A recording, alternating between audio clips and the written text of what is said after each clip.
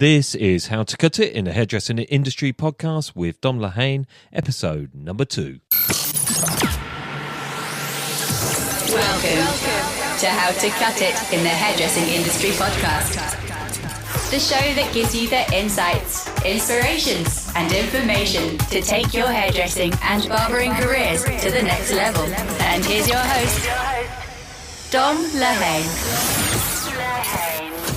Hey everybody, and thank you for joining us today for episode 2 of How to Cut It in the Hairdressing Industry podcast with myself, Dom Lehane. And today I am really excited to introduce to the show Tom Connell. And Tom is currently the artistic director of the world famous Trevor Sorbie Art Team.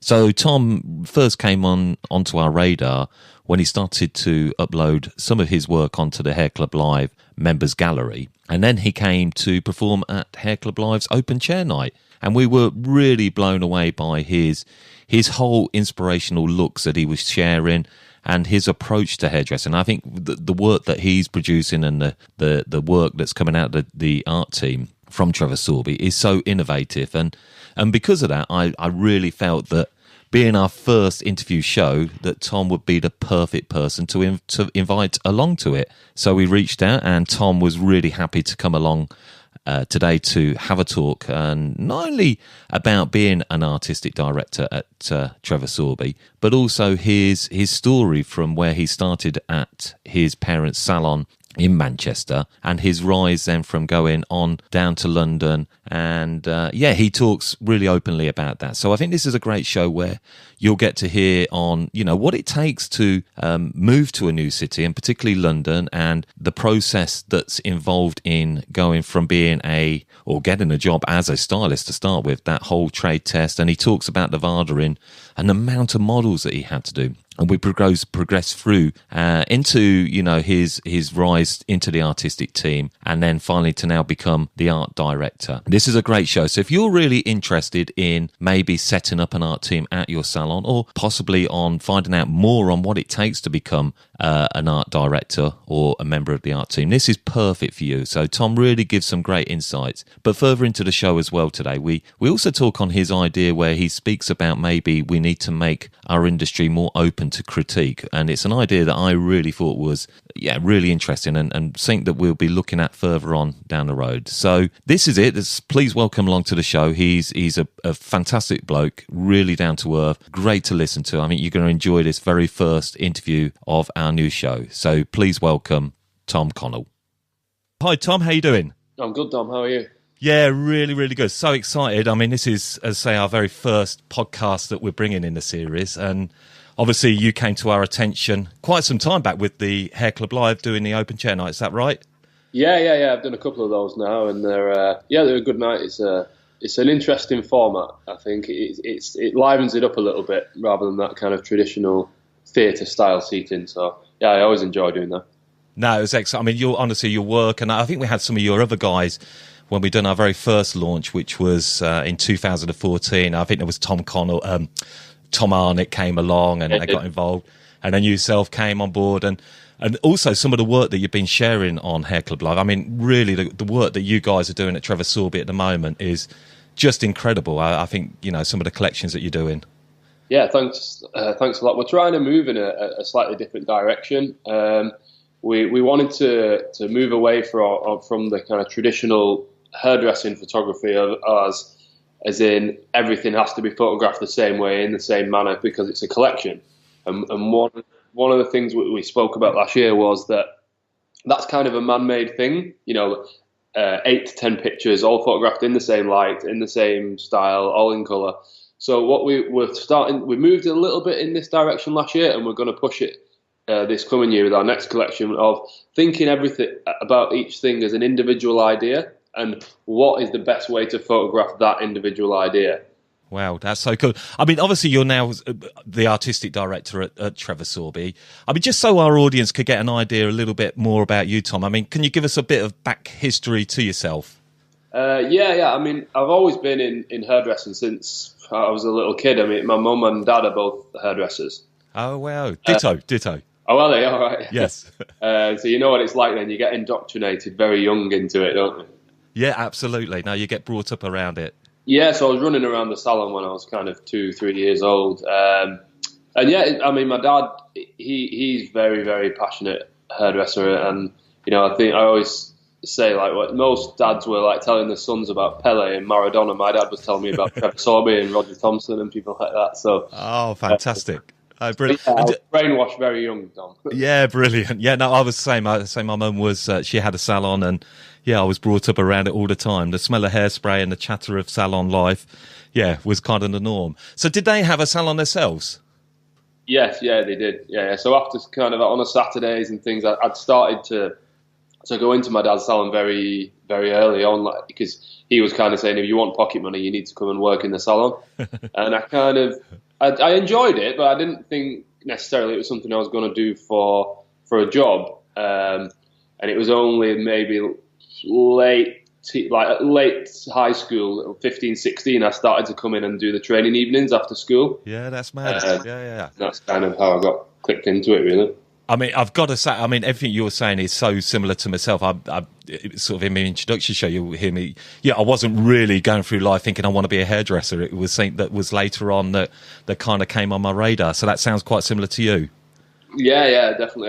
It's just something that your dad does and your mum does at that age. And you generally want to go in a different direction to your parents sometimes. But yeah, as I got more into my teenage kind of high school years, and then my dad started telling me a bit more about the industry and Vidal Sassoon and Trevor Sorbie, and I'd never even heard of a hair show or a photograph. Hairdressing was something that, you looked after Mrs. Jones's blow dry type of thing. Honestly, I'm standing here smiling as you're telling me this, because it's all so similar, and I think that's pretty much like this whole podcast. Really, it's about the whole hairdressing industry, and I think that's what's really important is, letting people know what's going on out there in the industry rather than just those classic things that we always think of. Yeah, absolutely. I think, when hairdressing is a bit of a unique industry like that it's so interconnected, isn't it? Most generally other industries, it's very, very separate, isn't it? I'm sure every plumber doesn't have this interconnected thing where they kind of know what other plumbers are doing or other builders are doing.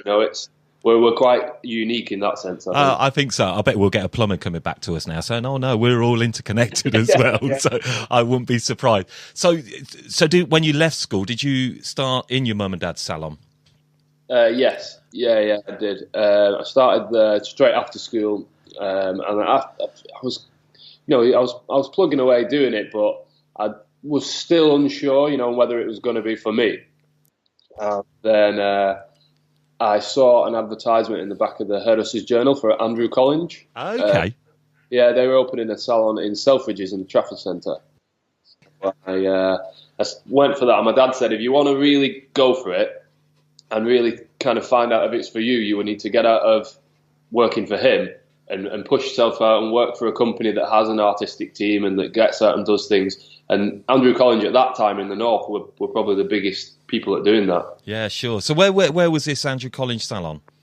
In Manchester, there's a big shopping centre called the Trafford Centre, and it has a Selfridges in there, and Andrew Collins has got the concession inside there. Sure. So at this stage, so you started in your mum and dad's salon, you're kind of, you're getting the vibe a bit, and you're kind of thinking now, your ambition is starting to sort of sound like it's coming through. Would that be fair to say? Yeah. I started to get interested then, and my dad kind of, I always say to him, you kicked me out at home, but he said to me, if you want to go for it, because I started to get the bug, and he said you need to completely absorb yourself in it. So he said move out of home and move into the city centre of Manchester, get in an apartment with some of your mates that also are hairdressers, and you'll kind of, it'll stop becoming a job and it'll become a lifestyle. Very, very true. Very true. I mean, I think that's really important for so many people that are listening to this show, and maybe those that are looking to come into the industry, that really there is a whole lifestyle around hairdressing. Would you agree to that? Yeah. I think it depends what level you want to do it. I think, you get people that are going to come in and it's their bread and butter, and they come in and do the clients, and you need them as well. And then you'll get some people that want to be the best in the salon, and you'll get some people maybe that want to be the best in the street or the town or the north or the country or the world. And it doesn't matter where anyone's aim is. You just got to set your stall out and achieve that goal, whichever level that is. Really. Yeah, no, absolutely perfect. So you've gone to Andrew College. You've got a job at Andrew College in Manchester. Is that right? Mm-hmm. So how did things sort of progress from there? Well, Trevor Sorbie did a show. He was doing his one-man show with L'Oreal. And my dad got tickets to it. So I was working at Andrew College at the time. My dad gets some tickets to Trevor's show, and he said, "You need to come and watch this guy, Trevor Sorbie." And I'd heard my dad talk about him, but I didn't really know who he was, what he was about. So I remember I arrived at the Crowne Plaza Hotel in the Docklands in Liverpool, and there's a giant tour bus, kind of what like a rock band would be on, and it had Trevor's face all over the side of it, and I was like, this guy's a hairdresser. Oh my goodness, I didn't know he was at rock and roll. I know, I didn't. I was like, Jesus Christ, this guy's actually a hairdresser. This is who was going to see tonight. And I was blown away. Trevor did his one-man show, and he was just idea after idea after idea, and that was when I thought, well, there's something a little bit more in this than necessarily what I first thought about, and I thought it. So Trevor from then stuck in my mind as I think I want to work for him someday. So what sort of year was this when this was happening? That would have been about 2002. Right. Okay. So I mean, Trevor. Look, if you're in hairdressing, I'm sure everybody should know of Trevor Sorbie. I mean, he is really probably one of the most iconic hairdressers. So hardly surprising that you thought to yourself, "Yeah, I want to go and work for this guy." So he's in your mind. You've gone back. What happens from here? So I'd read an article in a magazine with him, or maybe I think it might have been the Journal, and he was talking about his recruitment process.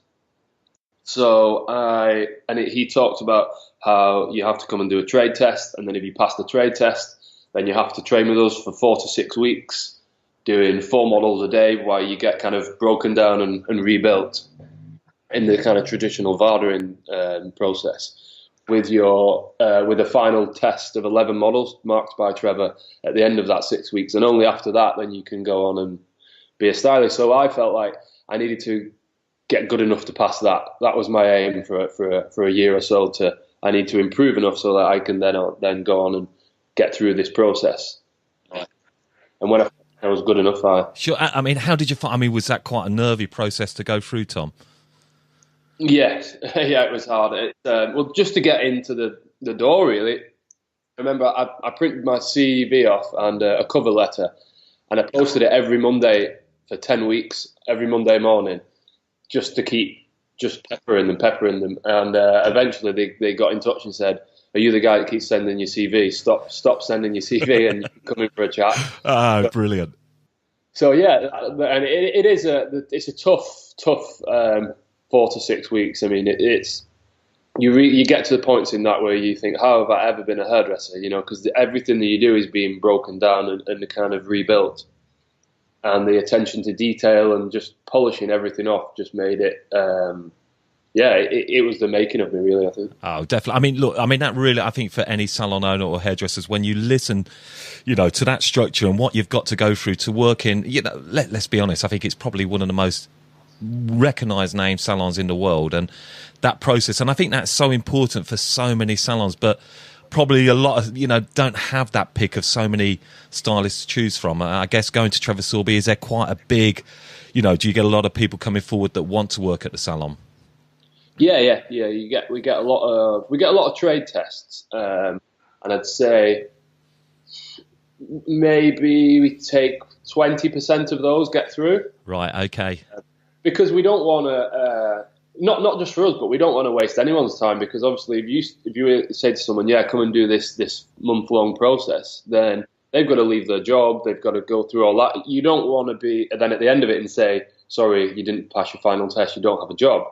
So we only take the people that we're kind of 90% sure are going to have the tools to get through the final test. No, sure. I mean, so is there a sort of person that you particularly look for to come to work at the Trevor Sorbie salons? Yeah, you want it's the attitude. I think sometimes you hire for the attitude and you train for the skill that you want. Because I think if someone's got that positivity and that kind of passion for hairdressing, then that's the thing you can't teach, I think. And then after that, most other things can be taught within time.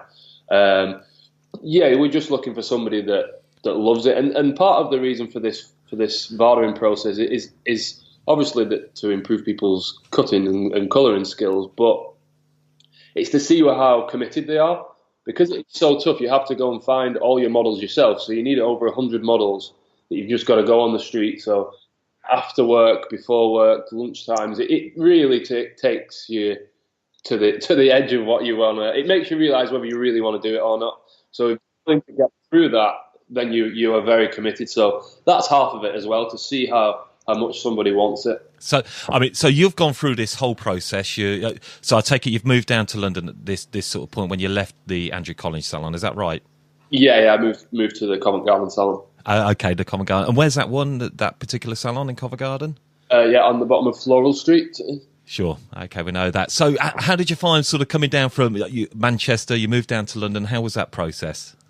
Tough. Definitely tough, because you move down and I just got a little. It was luckily I moved down at the start of summer, so it was when all the universities had finished. So I got a kind of a student room that was available over the summer. That was on like a short-term let. So that was me for between 4 and 6 weeks until I'd finally passed my VADA in. And then got on to obviously getting a more of a permanent flat. But yeah, it's tough because you've got this thing where you move into a new city, you don't know really anyone. You've got to find all these models, and then you've got to go through and have your work broken down every day. So yeah, you do go home from the salon some days thinking, how the hell have I ever been a hairdresser? But it's good. It is the making of you, because it really lets you find out things about yourself that. I think that really, I mean, the way you're just bringing that over sounds, I can really understand where you're coming from. I think you have really got to want to do it. If you want to work in the best, you've got to be that best, and you've got to commit. And that's probably like any sort of career, would you say? Yeah. I think you generally, it's a bit of a cliche, but you do normally get out what you put in. And I think when you've done 4 models that day and every bit of your work's been pulled apart, and it's 8 at night. And you need to you can't. All you want to do is go home, probably open a beer and go to bed. Yeah. And you've got to go out and do another 2-3 hours model hunting, stopping people in the street, asking them because you need models for the next day. It's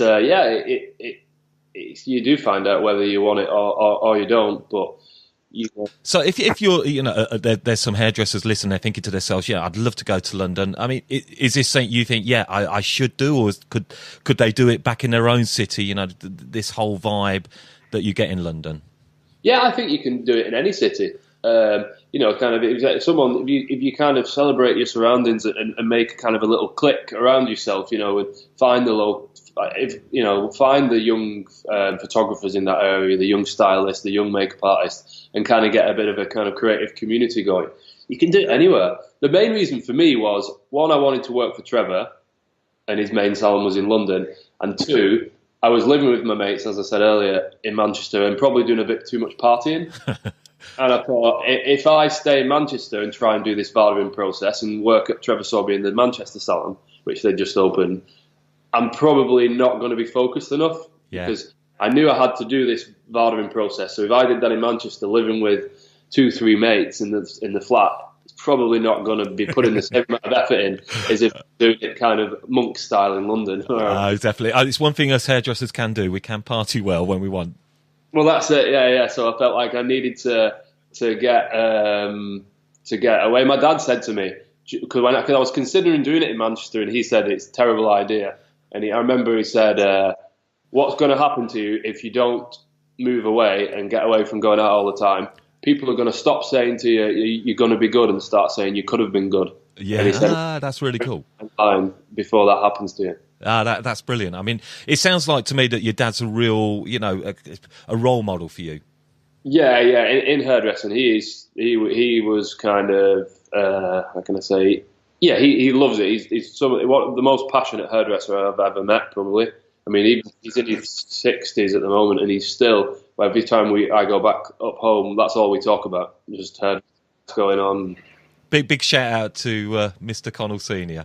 Yeah. Good man. So, okay, so you're working in the Trevor Sorbie salon now, or things are starting to progress. Have you gone onto the floor once you completed your VADA in? As soon as you pass your final test, there's 11 models, and Trevor will mark it, and then he'll speak to the people who have taught you. He'll speak to all the educators there and find out about your attitude and how you've been, if you've been open to learning things, and on the strength of all that, then they bring you into the office and say, yeah, passed or failed. And then you get the next day off, and then the day after you start on the floor. Brilliant. I said that is it. It's like, here you go. Yeah, that's a long walk up to the office. No, I'm sure so. Now, just a really important question. Obviously, you don't have to go into too much detail on this, but financially, how was it living in London at this particular time, going through your training? Yeah, it's tough.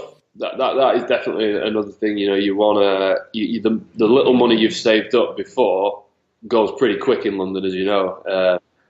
So yeah, you want to try and streamline your spending as much as possible. So I got kind of the cheapest room, like flat share that I could, and that's it. You just got to, just set you.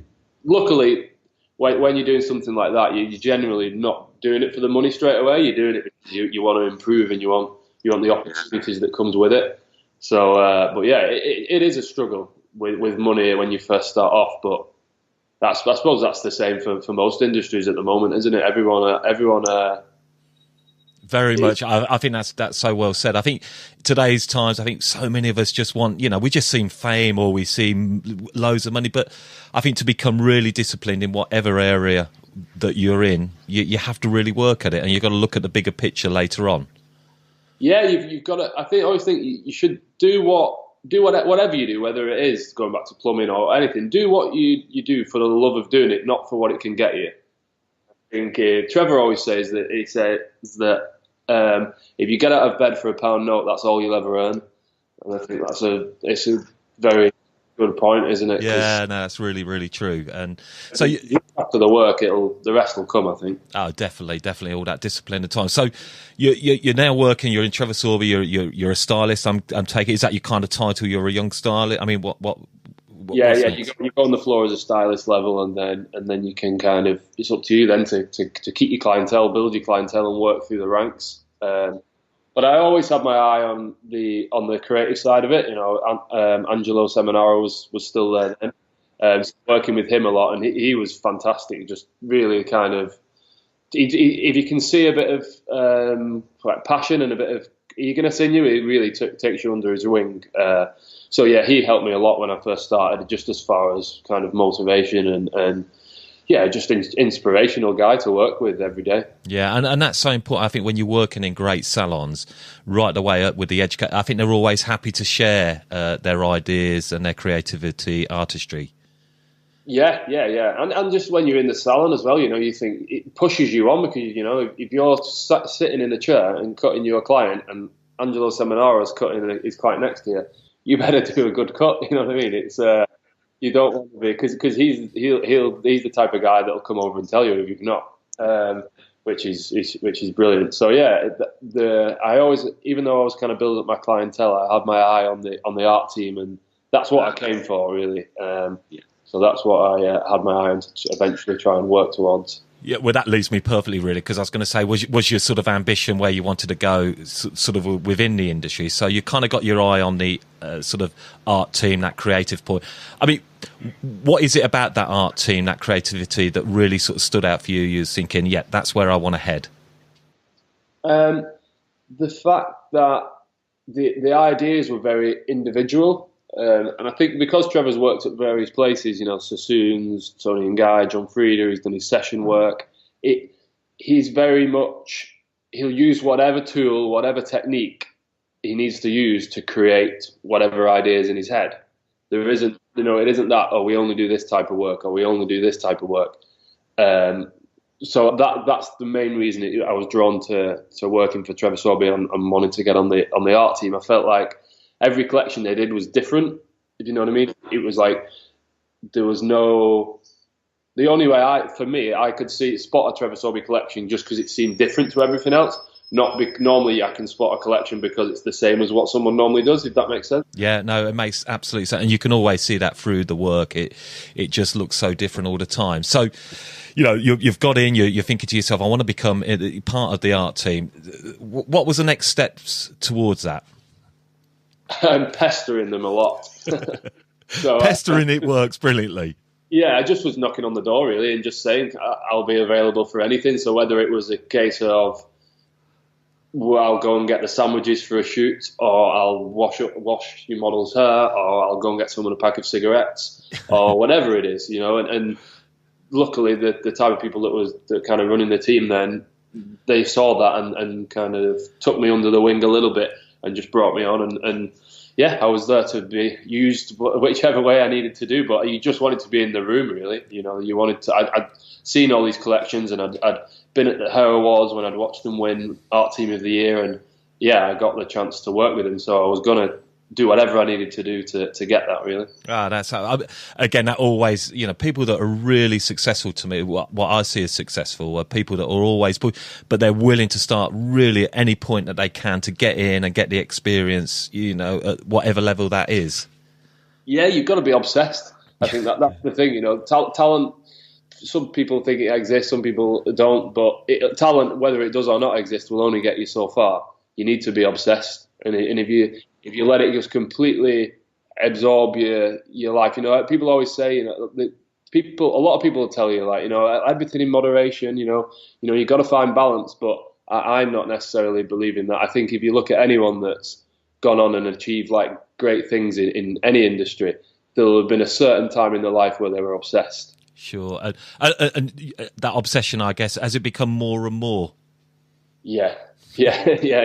No, it's to the fact. And I think that comes with finding something you enjoy. If you genuinely enjoy it, you don't need to be disciplined because you'd rather do it. You don't need to be disciplined to go for a pint with your mates or be disciplined to like watch a film because you enjoy doing it. So if you find whatever your work is that you genuinely enjoy, then you don't really need to be disciplined. It's just, well, you'd rather that than anything else, anyway. Yeah, so you do. So you pestered the team, and when did your moment come when you could get involved in the sort of art team? I was taken into the office, and because I think someone had left, two people had left, two people had gone back to Germany, and so I was brought into the office. Two members of the art team, had gone back to Germany, and I was brought into the office and said, I know you've not been here that long, but you've kind of been helping out a lot. Would you like to do your art team test, which is you have to do a seminar to Trevor and the rest of the team. Gulp. So imagine, gulp, exactly. They say, imagine, they've paid £100 to watch Tom's seminar, do whatever you want.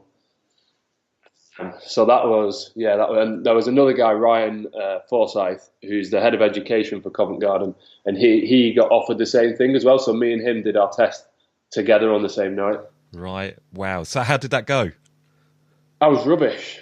I love that. I have any experience on stage whatsoever. All I had was a collection of ideas, and I was kind of, I always think if you're doing something then, and you're going to put that time and that effort into it, then try and do something you've never seen before. And that doesn't necessarily mean it's maybe never been done before. It just means that you've never seen it. So I didn't want to go up there and just cut a bob, because that's really good advice. Yeah, I think if you're going to because it takes a lot, doesn't it? You've got to go out, find your model, go over your idea, polish it up, makeup artist, stylist. If you're going to do that and put that much work in, then do something you push yourself and do something you've not seen before. And but yeah, I hadn't had any experience on stage, and I just the presentation. I think the ideas were all right, but the presentation, no, was not good. Had you sort of prior to this sort of this sort of moment getting on? Had you been on stage much before? No, never. Wow. So that was, did you feel that it was just something you wasn't very good at, but the girls watching, they thought, no, he's got something there? Trevor said after it, I like your ideas, but your presentation needs a lot of work before you can before you can kind of represent us on a seminar or on stage. Okay. So sorry there, Tom. So they say that, is that what happens next? So they think, yeah, we want this guy. I think Tom could be great. He could be really bring sync to the art team. did you then do some training in stage work? Yeah, with Trevor actually. That is kind of, and this story sums him up. He didn't say it in front of everyone, but after it, he came over to me and said, "I liked your ideas and I liked kind of what you said, but your presentation just was nowhere near what we need to represent us on a seminar. So next week, let's do some training just one-on-one." So he gave up. There was about 2 evenings. He gave up his evening, and I cut half of a block and presented to him, and then he cut off half of a block and presented to me the way it should be done. That's great. I like that. Just one-on-one in the little room that we've got upstairs in the salon, just me and Trevor. And I was like, obviously, it's quite surreal, isn't it? Like Trevor Sorbie giving you one-on-one. It's madly surreal. But yeah. I think full marks to Trevor as well, for him to still be so passionate and caring so much about those that are in his team. I think that's incredible. Yeah, I mean, that says a lot about the measure of the man, doesn't it? Yeah, definitely. He didn't really know me then. I'd not been there that long. It's not like we're kind of good friends and quite close now, but that was a long time ago. So to give his time up to just help me go through it, and what I realised with it was, like, it's such a cliche to say be yourself, but that is the key to doing well on stage. Well, I'd made the mistake of going on and being like, "Hi, I'm Tom, and I've been with the Trevor Sorbie Art Team," and it just was so false and not me. Being natural. I was kind of, climbing up. So he was just saying, kind of, you've got interesting things to say, just say them. Don't be so rigid and don't be so uniformed, because it comes across as like inauthentic, and people will just switch off in an audience straight away. You'll turn the audience off. People don't want it, do they? You know, want that natural sort of flow to it. So you've done that. You've done some training. You've worked with Trevor. You're then given that moment to go into the art team. Yeah. So he said, your ideas are good enough, but you need a lot of work. But you're on the team, but I wasn't ready for a seminar straight away. Let's say that. So I worked and worked and worked, and I thought, there's a lot of people on the team. I need to kind of stand out. So I decided to put on my own show to see whether all this training, this stage training, had actually worked. Oh, I love that. Yeah, if you're going to do it, just do it, eh, Tom? Yeah. Right. So I hired the Chelsea Theatre at the bottom of the King's Road. Wow. Okay. I hired it out, and it's like a little black box theatre, and then it just kind of kept escalating. So then I thought, I'll shoot a collection for it and present the collection at the show. And then I thought, I'll make a short film to as part of the finale, and then it kind of went on and on and on from there, really, and invited like some press, and all the company came to watch it. And how did it go? Yeah, it went well. Everything that I thought I wanted to do, all the ideas that I'd had kind of clogged up in my mind for years, kind of came out on that night. So it was, I was really, really happy with it. Everyone was happy, nice standing ovation, and I was like, that's definitely when I got bitten by the bug of going on stage and showing my work. But it takes real, I mean, like you say, you've got to have that combination of real talent, having that passion, but being able to present. So you're now sort of you're in the art team, still working in the salon. I guess, you've got that, what I call the commercial side of the business, and you've got the art team. I mean, where were you, do you travel much with the art team? Yeah, you travel. At first I didn't, until I'd worked my way up, but then, you get to travel a lot. We do a lot of work in Italy. We do a lot. We've always had a lot of close contacts over there. We do a lot of work with L'Oreal. Right. Traveling there. I'm going to India with L'Oreal in May for a week, which I'm excited about. I've never been to India before. Now, this is really for all our listeners. This is why you work so hard and you go that extra mile. It's not just a case of posting a picture on Instagram and you're going to travel the world. You've worked hard for these opportunities. But I think it's so important that people know that these opportunities exist within the hair industry. Yeah. There's so many. There's no limit to what you can do. You can earn £200 a week or £20,000 a week, depending on how much time you want to put to it and commit to it. And you can go around the world with your mates, cutting people's hair on stage. It really is that sort of thing, isn't it? I mean, obviously you're in the art team, you're working in a salon. I mean, how did you then take that step? I mean, you've gone from being an art team member now working on shows to recently, am I right in saying that you'd be appointed the art director of the Trevor Sorbie Art Team? Yes. I mean, well done. Well done, okay. by the way. That's massive. That happened as a result of my show. I did the show and it went really well and got good feedback from it, and Trevor really liked it. And a couple of days after that, he said he wanted to set up a young art team. Oh, right. Because Angelo had just left, and Trevor had said that, you know, the previous art team had been kind of more built around Angelo. Yeah. And he said, well, obviously he flew the flag fantastically, but then he'd gone, and you needed someone to step up. And what he'd realised is the same way like a football team does, you've always got that academy side, you know, coming through that you've got the B team to replace members when they leave. Yeah, I recognise that.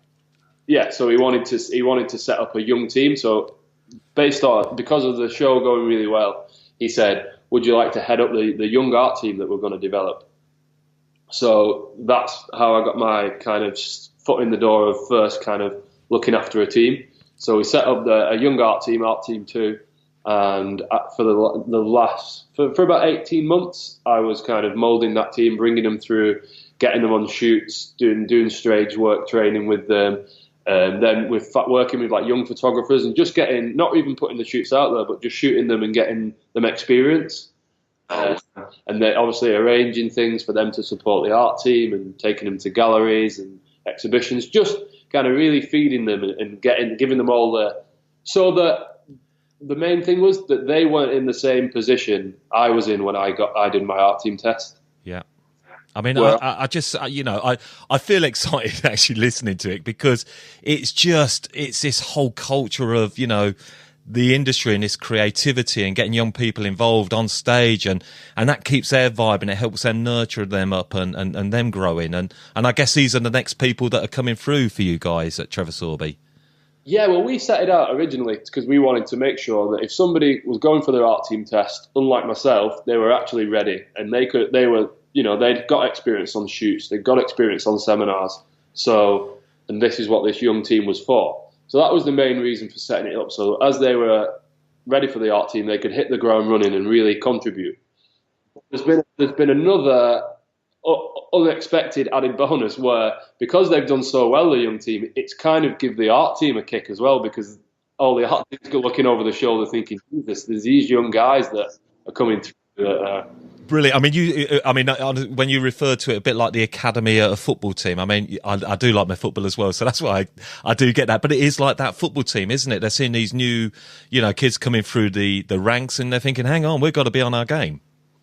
Yeah. I mean, we've got a couple of big shows coming up this year, and he saw one of the Art Team 2 ideas. Every Art Team meeting, it begins with the main art team going around, and each person presents kind of what work they've been working on, all the kind of individual work that they've gone away in between meetings, and it might be a colour pattern or a technique or a texture, anything. And the young art team do the same thing. So if Ryan, who I mentioned earlier, he runs the young art team now. Sure. So what was Ryan's surname again, Tom? Forsyth, right. Okay, yeah, so Ryan, yep. So he'll say if someone comes in and they present a good idea, then he'll speak to myself and Trevor and go, you know, Tom's got a good idea or Sarah's got a good idea, and he'll then invite them to the next main art team meeting to present their idea. So it's give them a real opportunity that they can take that jump up straight away as long as the work's strong enough. And I mean, what's really important again for a lot of people listening into this show, you're not just solely an art director and you're working on the shows. Are you still working in the salon? Yeah. Split my time between that and working in the salon. Okay, so that's important for people to know that it isn't like this every day. But, no. But it's a real part. So you're that real creative hub of the Trevor Sorbie, keeping that name going and pushing yourself forward in the industry. Yeah. So that's basically my role. Kind of splits. It's half the time clients, half the time working on the shows and shoots and things like that. Oh, brilliant! Now, look, sorry, no, you say, Tom. Go again. I'm just saying, I don't think I'd ever want to not work on clients because it keeps you work sharp as well. I agree. I think something if you get bogged down with doing shoots and shows too much, I've seen it happen where I've seen people's work deteriorate because they're not used to cutting every day. They're used to folding a model's hair to look like a fringe, but it isn't a fringe, if you know what I mean. There's pulling a section from the back of the head and putting it on the forehead, and they've got to do that because of restrictions to models and things. But I think still working in the salon, it keeps your skills sharp, I think. I think that's a real good takeaway tip for everybody. I get that completely. So always keeping yourself fresh by working on the floor. Now, being an art director, I don't know, in my simple mind, I always think it's very similar to being maybe that head chef within a restaurant. Would that be a fair sort of alignment? Yeah, I think that, the main thing I try and do is, it's not about me or even about Trevor or any individual member. No one's as strong individually as the sum of the parts. It's about the team, and the strongest work gets out there. So whether that comes from myself or it comes from the most junior member of the junior team, whatever the strongest work is gets put out there. And I think that's like a head chef at a restaurant. I assume that's what would happen there as well. That you'd have somebody like kind of quality control checking that everything that goes out is of a certain standard, but it isn't necessarily that person that's producing all the work. Yeah, no, absolutely. I think you're really well put again. So, look, coming towards the end of the interview, really, Tom, what advice would you give to somebody that's thinking, look, I'm in the industry, I want to maybe, I'd love to be an art director, or could, we set up an art team at our salon? I mean, how could somebody go about this? What advice would you give? To set up an art team, I would say, chat to each person individually and in the salon and find out who's got that, whose mind's thinking that a little bit differently than the rest. If someone's just got an interest in cooking, if someone's got an interest in different types of cuisine, or they've got an interest in music or an interest in film, all these things can be brought together to be used in an art team. So that's the thing that I would look for. Find a group of interesting people within your company, and it might be 1 or 2, 3, 4 people, but bring them together and just start kind of like a little think tank first of all. Just chatting about different ideas, and then maybe do a little in-house seminar to the salon, the rest of the team, and then maybe think, right, we're going to put a little bit of budget into a shoot, and just keep building it up like that. Okay. Yeah, I mean, that's brilliant. So, because, again, a lot of people say, we'll set up an art team, but there has to be a reason for an art team. Yeah, and the best reason for an art team is just to stimulate your staff, I think. That's the first and foremost thing. Anything else, doing a shoot, doing a show, or getting any recognition from a magazine or the industry is nice, but it's not as good as stimulating your staff, I think. That's the main thing for me. No, absolutely. Now, just another very quick question for you, Tom, is so what's your plans over the next couple of years? Well, we want to keep pushing the team out there and build it a little bit more. We've got a real, we've got a real clear idea of the next step that we feel like we can take, the creative side of hairdressing. And we're just going to give it a try. Really, we want to move away from traditional hair photography that's kind of been around at the moment, and we want to treat everything as an individual, standalone idea, and just keep pushing the boundaries with that and with the show work we've got. I think we mentioned it a couple of weeks ago when we spoke, but hairdressing is great at the moment. I think there's a lot of good things about it, but I think we're in danger of maybe being left behind by other parts of the fashion industry as well. And I think we've got to be careful that we don't. Okay, just what do you mean a little bit by that then, Ty? How do you think we're going to be left behind a little bit? I think there's a bit of complacency with maybe a lot of the photography that's going on, and maybe I think a lot of the work's being repeated. I look online and I look at a lot of things out there, and I see a lot of the same work, being repeated, and I don't know whether that's necessarily the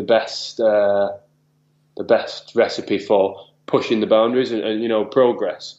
Yeah, no, that's good. I mean, I know when we did speak, you mentioned the word critique, and I think that is absolutely bang on. Yeah, I think, every other creative industry gets critiqued. If I was going to, if me and you, Dom, was going to create an album and put an album I'd like to hear that. Yeah, it'd get critiqued. So there'd be a music journalist that would critique that album, or if we was going to make a film, the film would get reviewed. And I feel like we're an industry that everything's amazing. You know what I mean? It either gets ignored or it's fantastic. And I think it's just creating a conversation, an honest conversation. It's not slandering someone or being negative for the sake of being negative, but an honest conversation about something. I think it would make a massive step towards improving the general standards all around. I'm really with that. I think that's brilliant, and I think maybe those listening in would surely agree with that, and I'd love to hear their comments on that, and maybe that's something we can talk about at another time, Tom, because I feel like there's so much we could carry on talking about. I feel really energised listening to it. It's brilliant. I almost want to get going on an art team myself now. Yeah. That's how I feel. Look, finally, I mean, the time's running out. I mean, it is one of those I could keep going and going on this. But look, where can we find out a little bit more about you and the things that you're doing at Trevor Sorbie? Well, at my Instagram, you could find that out. And the Trevor, sorry, go. Okay, so what's your Instagram address? It's Tom M. Connell. Okay, so we can find you at Tom Connell. That's Tom. Is that CONN? ELL, or is it TOMM? It's TOMM because Tom Connell was taken. Okay, yeah, sure. And on the Trevor Sorbie, you've got an account for the artistic team as well, haven't you? Sorbie, I think it's Trevor Sorbie _art_team. Brilliant. Okay, and some of your images again. So hopefully, maybe we could get a few of your images, and we could put all these show notes together. And you can visit them on hairclublive.com. If you go to hairclublive.com, click on the podcast, and we'll have all these show notes and points from this particular show. And maybe we could put some of your images there as well, Tom, so people can see what you guys are doing. I think you've been brilliant. I think you're a top man. I think it's been so enjoyable to have this conversation. I think there's so much there for people to take away. And I'd love to have you come back, and I think we could talk about so many more things on the hairdressing industry. Yeah, I'd love to. And I think it's great. And I think it's great what you're doing with Hair Club Live, really. You've obviously got a massive passion for hairdressing, and I think it's important. People like you and Hair Club Live and Open Chair Nights are in it. Thank you. I'm a massive fan. And for me, really, I think we've got to, I want to make the industry working with the right people better and getting more people coming into it. And those that do come into it, stay in it. And I think that's really important. And I think with people like you, Tom, and working in places with Trevor Sorbie, who I'd love to get Trevor on the show as well. I think that would be great. I asked him, he said he would do it. Fantastic. He said he'd love to do it. Brilliant. Okay, well, that'd be great, Tom. And look, thank you for giving up the time. It really has been a great interview, our very first one. So hopefully there's going to be lots more of these to come. But I think you've set the standard very, very high. So thank you again, Tom. Cheers, Dom. Thanks. So there we have it, our very first How to Cut It in the Hairdressing Industry podcast with the incredible Tom Connell. And hopefully you enjoyed that show as much as I did in talking to him. And I think he brought some brilliant advice on your possibilities of becoming an artistic director. Now, if you want to check out more from the show, then head over to hairclublive.com/HTCI002_art director, and there you'll find all of today's show notes, a few images of Tom's work, and some of the links to the social media accounts that Tom spoke about. He did mention the Trevor Sorbie one. Just to correct him on that, it's Trevor Sorbie Artistic Team, so no underscore in there. And then you can head over and check out their amazing work. Now, if you're somebody that's interested in getting involved in show work yourself, or you've got a look that you'd like to try out on stage, then Hair Club Live's Open Chair Night could be just perfect for you. Now, all you need to do, again, is go over to hairclublive.com/openchairnight, and you can find all the images from previous tours. It will give you a real good insight to the night and what you can expect from that. And if it is something that you'd like to perform in, then you need to just be a member of the Hair Club Live community. It's free and easy to do. Just click on the join button at the top right of the screen, just fill out a couple of details, and that is it. You're then eligible to perform in the night, and then start uploading your work and just generally being part of the Hair Club Live community. Now, if you found us on iTunes, I'd love to have your help. So if you could maybe leave us some reviews if you've enjoyed the show. I'd like to have your honest reviews. So help me improve it so we can really keep going forward with it and making the show become bigger and bigger. So do that for me. If you want to get your automatic updates of when I release a show, then just subscribe to it. And then every Monday you'll get an update on when them shows are being released.